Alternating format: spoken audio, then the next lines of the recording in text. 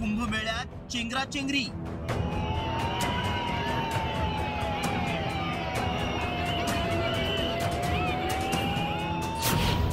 अमृत स्नानाचा हट्ट बेतला जीवावर।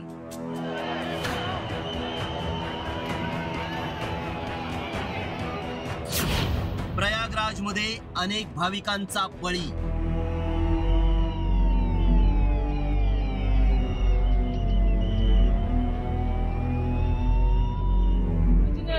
भीड़ आ गई, भीड़ में हम फंस गए। लोग धक्का मारने लगे, हम नीचे गिर गए। बहुत लोग नीचे गिर गए। बहुत ज्यादा भीड़ कंट्रोल नहीं होता है। एक पल ऐसा गिरते रही। ही अलोट आणि अनियंत्रित गर्दी आहे कुंभमेळ्यातली। 144 वर्षांनी येणाऱ्या महाकुंभमेळ्यातील अमृत स्नानासाठी प्रयागराजमध्ये संगमावर लाखोंची गर्दी उसळली। पोलिसांनी बॅरिकेड्स लावले होते, मात्र गर्दी नियंत्रणाच्या बाहेर गेल्यानं बॅरिकेड्स तुटले आणि गंगा किनाऱ्यावर मृत्यूचं तांडव पाहायला मिळालं।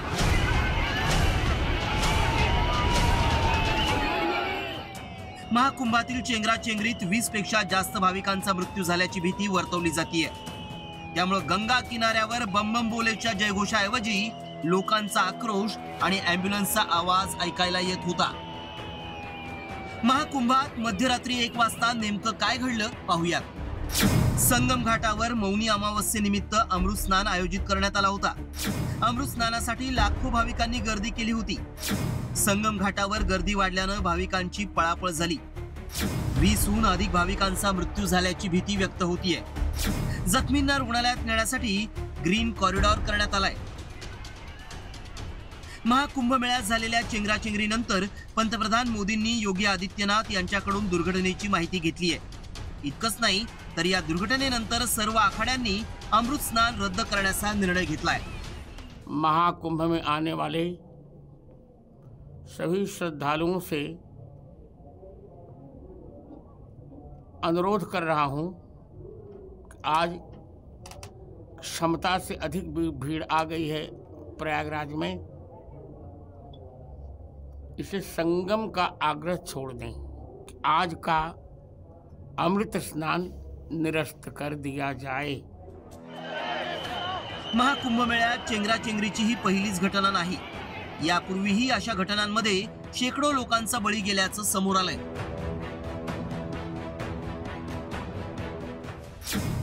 3 फेब्रुवारी 1954 ला प्रयागराजच्या कुंभमेळ्यातच चेंगराचेंगरीनं 800 भाविकांचा मृत्यू झाला होता।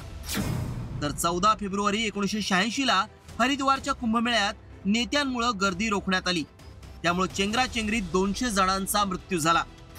27 ऑगस्ट 2003 ला नाशिकच्या कुंभमेळ्यात 31 जणांचा मृत्यू झाला, तर 118 भाविक जखमी झाले।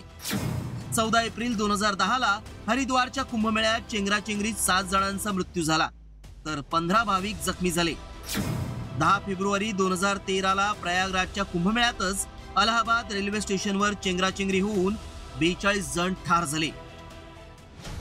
कुंभमेळ्यात वारंवार चेंगराचेंगरीच्या दुर्घटना घडतायत, त्यामुळे या दुर्घटना रोखण्यावर आणि उपाय सुचवण्यासाठी अनेक समित्या तसंच आयोग स्थापन केले जातात, त्यांचे अहवाल देखील येतात। मात्र त्यानंतरही हा दुर्घटनांचा सिलसिला थांबण्याचं नाव घेत नाही।